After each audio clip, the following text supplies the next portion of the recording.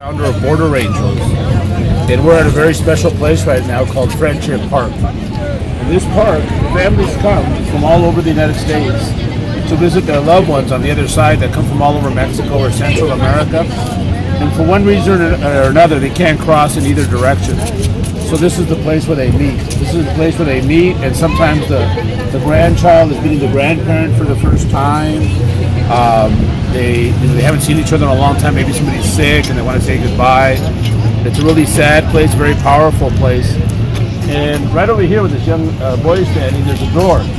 And I was able to convince the Border Patrol 4 times now to open up that door that we see right there. And that door is, we've opened it on the Day of the Child, which is April 30th in Mexico.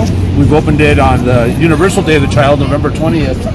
And they open the door, and children like this young man cross into Tijuana, and they hug their grandparent or their parent for the first time in their lives sometimes.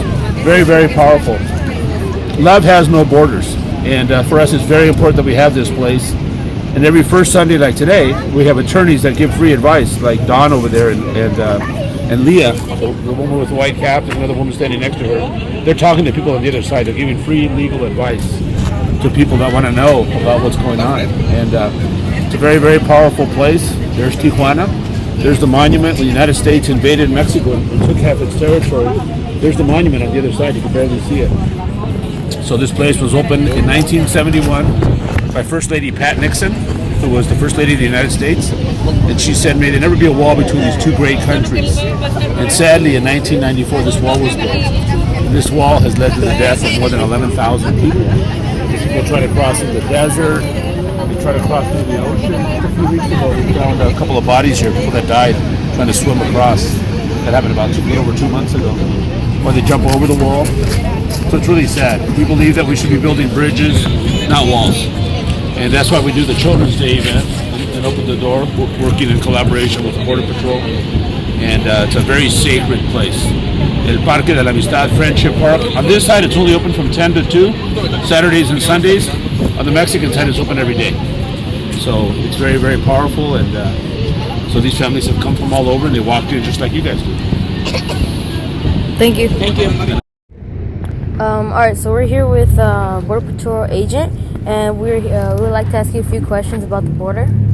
How has the border affected families from either side when they try to meet and they try to get together?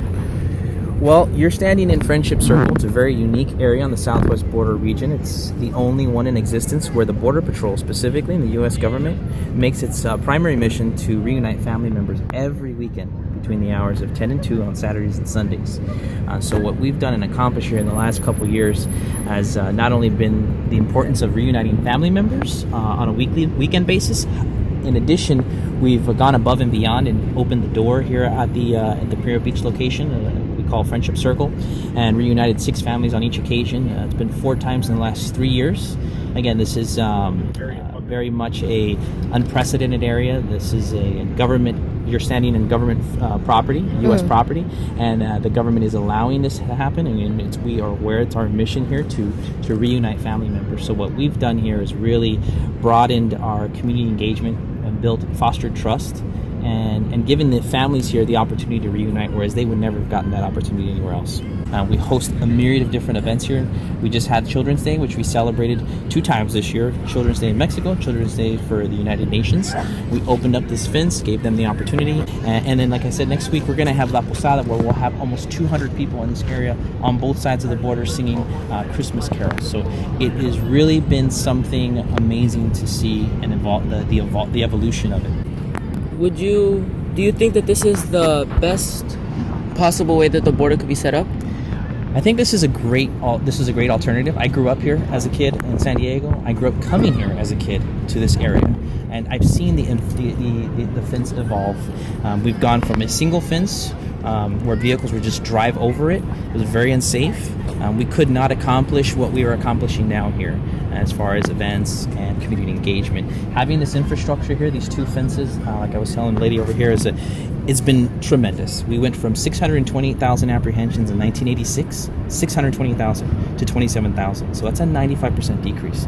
That's what's really helped us grow and I say us, San Diegans, people that are born and raised here like myself, that operate here. We have, just north of us, we have a horse industry that's thriving. We have an agricultural industry. If you continue going into San Isidro, you have Las Americas Mall, where there's no fence of it south of it. The only thing protecting that mall and the patrons are the Border Patrol agents, 2 Border Patrol agents that are there 24 hours a day, 7 days a week. And if you continue east of that, there's the Cross Border Express.